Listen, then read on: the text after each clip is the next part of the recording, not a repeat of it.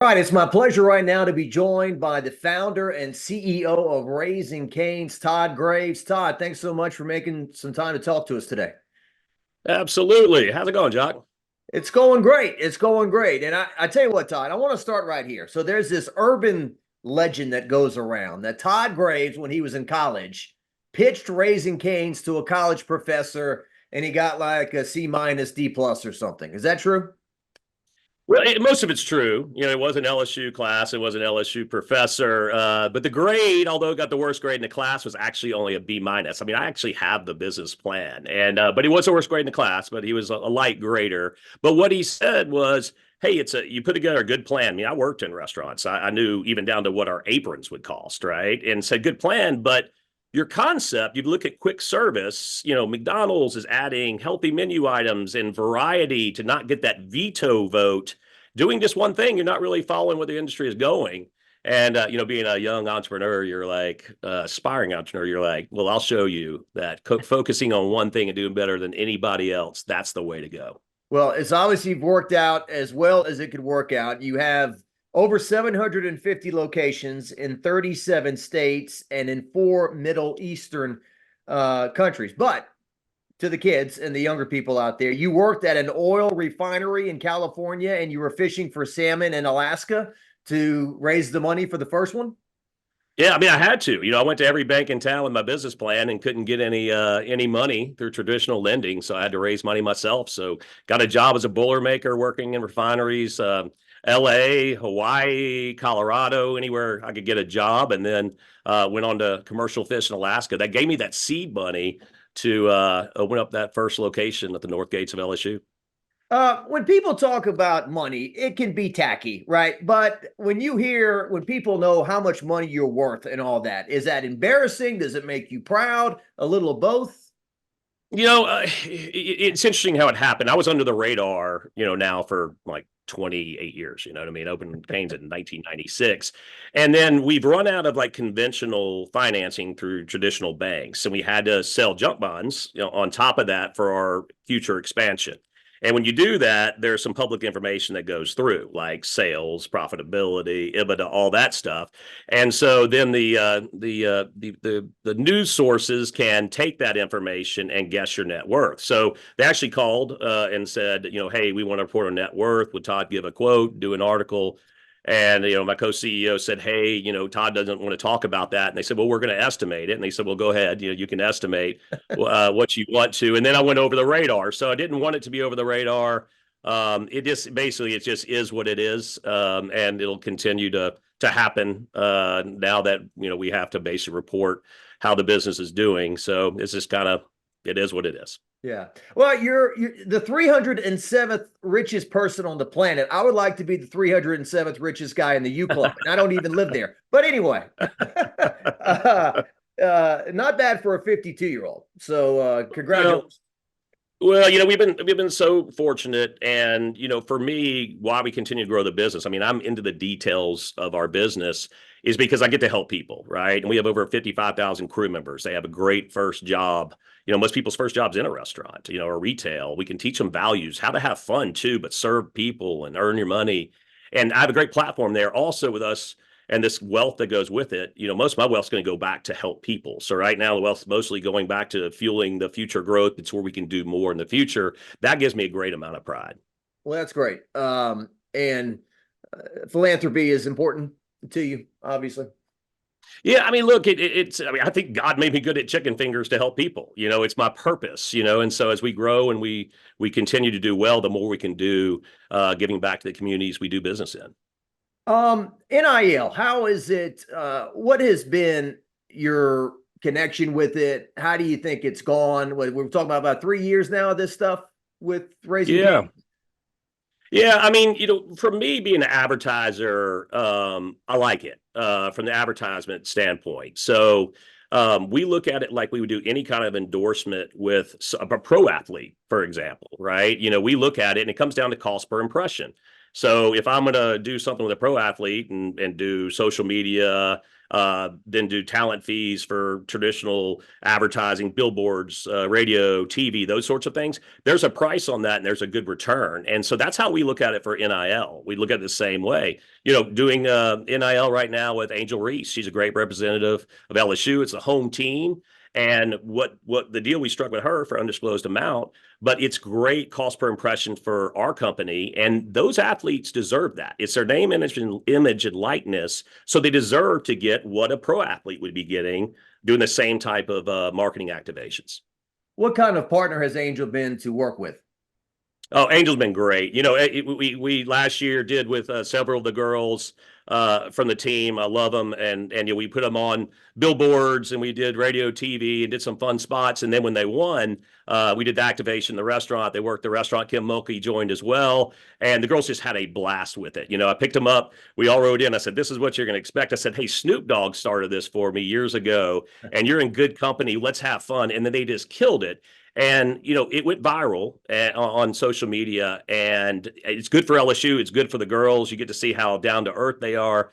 And then for this year with Angel and her team, it's been great, And so actually she stopped me at one of the games I was at the men's game, and the girls were there, and she was like, "Hey, we got to do it again." I said, "Yeah, let's do it." And so it's fun. And so she actually posted on her social media, I think it was yesterday, like in front of the billboard. It's like that pride, right? Representing LSU and putting up, but we got billboards all over the state. And I've been noticing, I don't know if I'm just noticing it now or not, but it seems like the television commercials are more in rotation now with Angel. Yeah, we did it later in the season. And look, I had the feeling, and we all did, they're going to be doing postseason play. So that's when I really wanted to hammer it in the ads. And so you'll see it in the game, on Friday. You're going to see it first half. You're going to see it second half as well. I get the feeling that, college kids at night, 12:31 in the morning, they're going to Raising Cane's no matter what. So what is the true return on investment, right? I got the same thing with walk-ons. Walk-ons, they're going to be packed at LSU no matter what. Does it matter that they're connected to whatever athlete they're connected to? Is it strengthening your brand more than anything? Yeah, it actually helps drive sales as well, because it's that top of mind. It's Canes being in the middle of it when it's relevant, right? So Angel right now and the women's LSU team's going to play in the Sweet 16. And when you're seeing us have Angel, the star of the team, one of the stars of the team, in advertising, it makes you relevant. So we're picking up on those other off-peak times. So that makes sense. Lunch we're packed, late night we're packed, but those other times you're picking up more people that top of mind Canes. But really the benefit, and like you said, it's just that brand equity. It's like Canes is supporting, one of the stars on our team at the right time when they're going into the Sweet 16. People remember that, and they become more loyal to that. Obviously, the more she wins and the more they win, this snowballs, right? I mean, if they make it to the Final Four again and all that stuff. Absolutely. We just keep running it, and then the return on investment gets even better and even better, and the excitement just builds, and people share on social media. And so I have an added benefit being advertised from Baton Rouge. I'm pulling for the women's team, but then I'm also because I want them to win, and I'm a big fan. But then on top of that, it's also a great return for Raising Cane's. Now, you've got more locations in Texas than anywhere else, right? We do, because we went from Louisiana, and then we opened up in Mississippi and Texas, but Texas population is so huge, so we were able to open up so many more locations just because there's so many more people. Now on the West Coast and on the East Coast, I expect to have more locations in places like California than Texas, just because the population is greater. It's just funny because I know you probably hear this in periphery, but it's like LSU needs defensive linemen. Well, Todd Graves needs to help us with that, and that's not really what you do for a living, and it's not supposed to be pay per play or whatever. But I know that your name always gets brought up. It's always the same three: Brandon, Gordon, Todd. We need players. So right. I mean, I don't know what I'm asking, but I think you know what I'm getting at. Yeah, I think we have a good opportunity to help players, while they're going through school, which is first and foremost, and second, going through practices and playing. That's a big job, right? So them getting income during that time, using their name, image, and likeness, to me is a good thing. And so, can it help that defensive lineman come into Baton Rouge knowing that, Raising Cane's wants to advertise, right? Then yeah, it can be an added plus. During football season, I noticed it was a lot of players on billboards together, right? It seemed like Right. to me. That's Yeah, kind of I like to include as many players as I can. And we get in these great situations when players are like, "Hey, we'll all take the same amount of NIL to make the deal work," right? Because some people, so for the fall campaign, we use LSU players. You had people like Jaden that were, had a lot more social media than other people that were there, but they all agreed to where we're like, "Hey, this is what we can do to make sense for us for marketing." For compensation for you guys. And then they all agreed, hey, we'll all do it for this because it makes sense to include more people. And I visited with you up there, not to be corny, but it seemed like it was a dream come true on both sides because you had this Raising Cane's location in Times Square, New York City, which to many people, I mean, the old cliche, if you can make it there, you can make it anywhere, right? So you've got a location there, and then Jaden's up there winning the Heisman, and you had a big event there the Friday before he won it on Saturday there. Yeah, that was a lot of fun because obviously I love Jaden and want to help support him, and so I was able to do something with him, also with Bo Nix and Michael Phoenix as well, and having there were the three top finalists in that, and having the location on Times Square just added to the excitement. So if they're working somewhere, they're up in New York doing that, going to Times Square working at Canes was great with them, and then the Heisman committee thought it was great as well. They're staying the Marriott behind there. They can make their first stop, come by Canes and do that, get some good press outside of the normal Heisman things, showing these guys, they're these young superstars, right? But then when you get behind a counter and you're serving chicken, it just humanizes you. And so they were all behind it as well. It was great. I got to go to the ceremony. LSU was kind enough to invite me to that, which was amazing. And, and see Jaden afterwards. And we did the victory meal post with the Canes. And anyway, it was really special. Raising Cane's, I'm almost like the sauce is Michael Jordan and the chicken is Scottie Pippen. It's almost like, I mean, that makes all the difference in the world, doesn't it? I mean, people with their fingers and everything. I mean, that has been just so powerful to your brand. Yeah, I mean, look, man, the chicken's good, but with that cane sauce, it makes it really special, right? So very well said. Scottie Pippen and Michael Jordan together. And then a buddy of mine, Mike Scarborough, TigerBait.com. He for those of us who played Nintendo back in the day and can remember the password to Zelda and stuff like that, right? He's like his big secret is ask for the crispy. When you pull up, ask for the fingers crispy. That's still a thing, right? Yeah, I'm not crazy about it. It slows down the drive-through time, but like that's an inside deal. But I actually like it. I don't like it extra crispy. It dries out the chicken more. I like it how it is. I think it gives that perfect juiciness of the chicken the way we cook it. Okay, Mike would disagree. He's, oh, bro, this is so awesome. Get them crispy, ask for crispy. So, all right. So you're moving forward. The NFL draft is coming up in late April. What does that mean in terms of you were at the basketball game, the women's game the other day with Jaden Daniels, Malik Neighbors, Brian Thomas Jr., all expected to go in the first round. And in Jaden and Malik's case, it could be the first 5, 6, 7, 8 picks. Yeah. I'm really excited for them. I think they're all great. They're great student athletes. They're going to be great pro leaders as well. And so I'm hoping to work a draft activation with all of them. Awesome. Anything else that I know? Another thing I want to ask you. So your name is on the Raising Cane's River Center downtown, and there's talk of a Right. new arena. And by the time it's built, your contract with the River Center may be over. I don't know, but what are your thoughts on this whole thing since your name is on the current building downtown?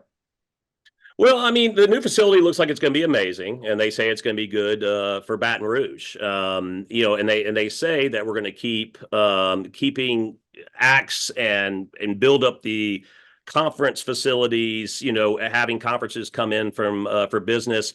That they're going to keep the football and the events going to where you're going to keep that, which is really important for downtown. I mean, ideally for me, it's like it's going to devalue the River Center some because you're going to have other events that might have been at the River Center go to the new facility. But for me, look, I did it. I did the Raising Cane's River Center because it goes to help the operating budget for the city. It doesn't make sense from advertising's perspective, although so you hear those impressions, at Raising Cane's River Center. It's good, but the dollars you put in, I probably give it a better marketing return putting that somewhere else. But that since that advertising expense we're doing to that goes to the city. For me, it's a philanthropic thing that it helps the city, right? And so I'm, if it takes some acts, some performances away from the River Center, and we get less people that would go there or go to the new facility, then if it's better for Baton Rouge, then I'm for that. You obviously have these 750 locations and all this other stuff on your plate, but did you kind of have interest in that in terms of, okay, who are we bringing to the River Center? What kind of acts are we getting? Can we get better acts? The capacity's too small, or whatever the talking points are. Did you care about that stuff, or you just Yeah, it's just, and that's not really from being the advertiser there. It's really from just being a, part of this community. And, and I think they've done a really good job. I think over the last years that they've gotten a lot bigger acts there that are packing the River Center. People are knowing it's a good venue to come play at.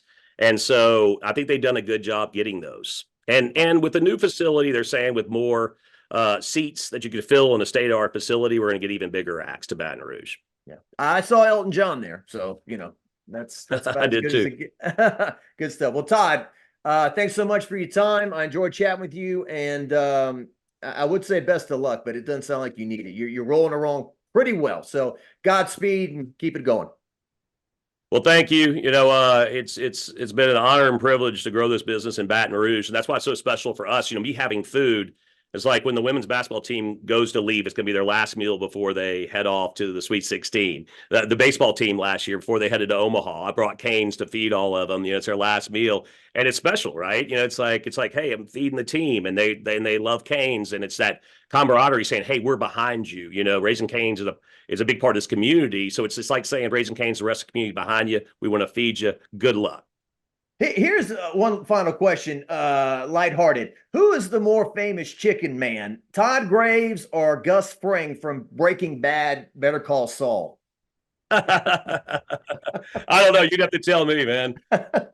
I know who the murderer and the drug dealer is, and it's not you. So there you go. I don't know how familiar you are with that show, but anyway, appreciate your time, Todd.